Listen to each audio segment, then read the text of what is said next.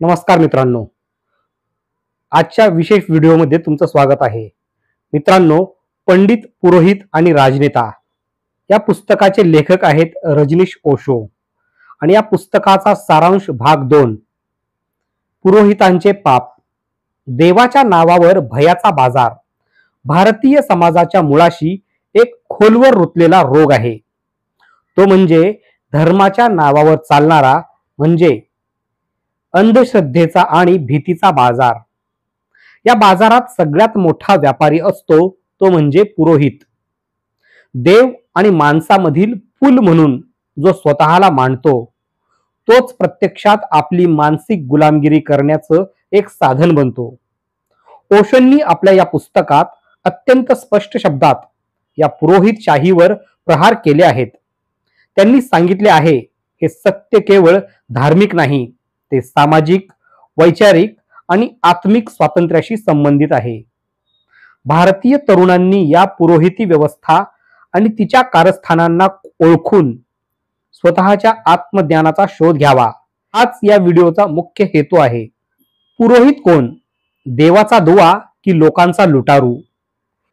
पुरोहित ही संकल्पना पाहिली तर एक मार्गदर्शक असावा जो तुम्हाला देवाकडे घेऊन जाईल. पण ओशो म्हणतात, ही कल्पना केवळ कल्पनाच आहे, कारण प्रत्यक्षात पुरोहित देवाकडे नेण्याऐवजी देवाबाबत भीती निर्माण करतो. तो सांगतो, जर माझ्या सांगण्यानुसार केलं नाही तर देव रागवेल, देवाचा कोप होईल. या भीतीच्या मुळावर एक संपूर्ण मानसिक बाजार उभा केला जातो. या बाजारात भक्त म्हणजे ग्राहक, देव म्हणजे एक दूर अबोल सत्ता आणि पुरोहित म्हणजे मध्यस्थ दलाल. ओशो पुरोहिताला लोभाचा व्यापारी म्हणतात. हा असा व्यापारी आहे जो माणसाच्या आतल्या अपूर्णतेचा, त्याच्या असहाय्यतेचा आणि अज्ञानाचा फायदा घेतो. त्याने एक नवेच गणित तयार केले आहे. देव तुमच्या जवळ नाही, तो माझ्याजवळ आहे आणि जर तुम्हाला त्याच्यापर्यंत पोहोचायचं असेल तर माझ्या मार्गाने चला.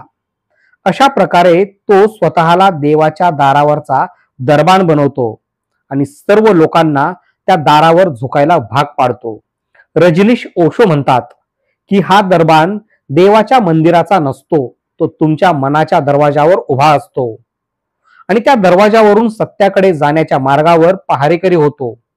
हा पहारेकरीच सगळ्यात मोठा अडसर असतो. मंत्र, विधी आणि भीती मानसिक गुलाम बनविण्याचे तंत्र. धर्माचा आत्मा म्हणजे शुद्ध प्रेम, करुणा, समज आणि अंतर्ज्ञान. पण जेव्हा या आत्म्याला मंत्रांनी, विधींच्या बंधनांनी आणि भीतीच्या कुंपणांनी व्यापलं जातं तेव्हा तो मृत होतो.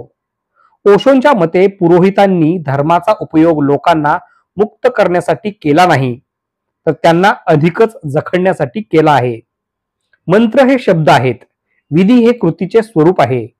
पण जेव्हा हे दोन्ही बुद्धीच्या मागे जात नाहीत आणि केवळ परंपरेच्या नावावर, अंधश्रद्धेच्या नावावर पारंपरिक पद्धतीने केले जाते, तेव्हा ते फक्त भीतीचे साधन बनतात. उदाहरणार्थ, एखाद्या घरात नव्या वास्तूची पूजा असते. तिथं पुरोहित सांगतो, जर विधी चुकली, मंत्र चुकीच्या वेळेस म्हटले गेले तर अपशकुन होईल. ही भीती इतकी खोलवर रुजलेली जाते की एक सामान्य माणूस देवापेक्षा पुरोहिताला जास्त घाबरतो. हेच आहे त्यांचे तंत्र. ओशो म्हणतात की भीतीवर आधारित कोणतंही धार्मिक तत्वज्ञान खरं असू शकत नाही, कारण जेथे भीती आहे तिथे स्वातंत्र्य नाही, जेथे स्वातंत्र्य नाही तेथे आत्मा नाही आणि जेथे आत्मा नाही तिथे धर्म फक्त एक बाह्य आवरण असतो. आता आत्मा या शब्दावर काही लोक आक्षेप घेऊ शकतात, परंतु ओशो यांची आत्म्याबाबत वेगळी संकल्पना आहे. त्याबद्दल आपण नंतर बोलूयात. या तंत्रामध्ये माणसाला पाप या संकल्पनेद्वारे गुंतवून ठेवले जाते. त्याला सांगितलं जातं की तू जन्मतःच पापी आहेस आणि फक्त काही धार्मिक कृती करूनच तुला मुक्ती मिळेल आणि या कृती करण्यासाठी तुला पुरोहितांची गरज आहे. यापेक्षा मोठी गुलामगिरी दुसरी कोणती असू शकते? ओशोंचे स्पष्ट विधान, सत्य शोधा, पुरोहितांवर अवलंबून राहू नका. ओशोंचा धर्म म्हणजे शोधाचा धर्म आहे, विश्वासाचा नाही. ते सांगतात, विश्वास हा दुसऱ्याचा अनुभव आहे, शोध हा स्वतःचा अनुभव आहे. त्यांनी स्पष्टपणे म्हटलंय की सत्य हा अनुभव आहे, तो कोणाच्याही सांगण्याने मिळत नाही. पुरोहित म्हणतो, तू मला मान, मी तुझ्यासाठी देवाकडे विनंती करीन. ओशो म्हणतात, तू स्वतःला मान आणि स्वतःचा देव स्वतः शोध.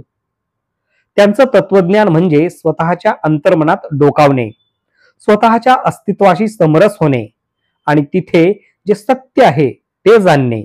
हा अनुभव कोणताही पुरोहित देऊ शकत नाही. तो तुमच्या आतच आहे, तुमच्या शांततेत, ध्यानात, निशब्दतेत. ओशोंनी अनेक ठिकाणी म्हटलं आहे की जेव्हा तुम्ही स्वतः सत्य अनुभवता तेव्हाच पुरोहिताचा मृत्यू होतो, कारण मग तुम्हाला कोणत्याही मध्यस्थाची गरजच उरत नाही. आत्मज्ञानाच्या विरोधात धर्माचे कारस्थान.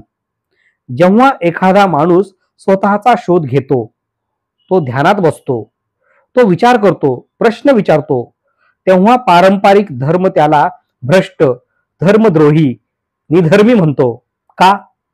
कारण जो व्यक्ती स्वतःच्या अनुभूतीवर विश्वास ठेवतो तो पुरोहिती सत्तेला प्रश्न विचारतो आणि हेच पुरोहितांना नको असतं. धर्मानेच स्वतःचं रूपांतर एका कारस्थानात केलेले आहे. जिथे आत्मज्ञान हा धर्माचा केंद्रबिंदू असायला हवा, तिथे अंधश्रद्धा, संस्कार, नियम, पापपुण्य यांचं जाळं पसरवण्यात आलं आहे. या जाळ्यात माणूस अडकतो आहे आणि विसरतो की तो स्वतंत्र आहे. पुरोहित, राजकारणी आणि व्यापारी हे त्रिकूट या आत्मज्ञानाच्या विरोधात एकत्र आले आहेत. राजकारणी लोकांना अंध लोक पाहिजेत, जे प्रश्न विचारणार नाहीत. व्यापाऱ्यांना असुरक्षित लोक पाहिजेत, जे सगळं खरेदी करतील. आणि पुरोहितांना भयग्रस्त लोक पाहिजेत, जे त्यांच्या शब्दाला 100% खरे मानतील. हे तिघे मिळून एक असं कारस्थान रचतात की लोक स्वतःच्या अंतरात्म्याकडे पाहायलाच विसरतात. रजनीश ओशो यांचं मत आहे की धर्म जर माणसाला मुक्त करत नसेल तर तो धर्म नाहीच, तो एक सामाजिक बंदिगृह आहे आणि अशा धर्माचा निषेध केला गेला पाहिजे. ओशोंचा धर्म म्हणजे एक जागरूकतेचा धर्म आहे. त्यांनी ज्या प्रकारे पुरोहिती व्यवस्थेवर टीका केली आहे ती फक्त एक वैचारिक टोकच नाही, तर ती एक जागरणाची हाक आहे. ती हाक आहे प्रत्येक भारतीय तरुणासाठी, जो आजही अनेक धार्मिक, सामाजिक साकळ्यांमध्ये अडकलेला आहे.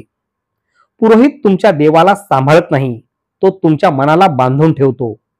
धर्म तुमच्या आत्म्याला मुक्त करत नसेल तर तो धर्म नाही. मंत्र, विधी, भीती याच्या पलीकडे जा. स्वतःच्या अंतःकरणात उतरा. सत्य तिथेच आहे. ओशोंचा संदेश स्पष्ट आहे. देव शोधायचा असेल तर तो स्वतःकडेच बघा. कोणत्याही पंडित, पुरोहित किंवा राजनेत्याच्या सल्ल्यावर तुमचं जीवन उभं करू नका. तुमचं सत्य, तुमचं ध्यान, तुमचं आत्मज्ञान हेच खऱ्या अर्थानं धर्म आहे.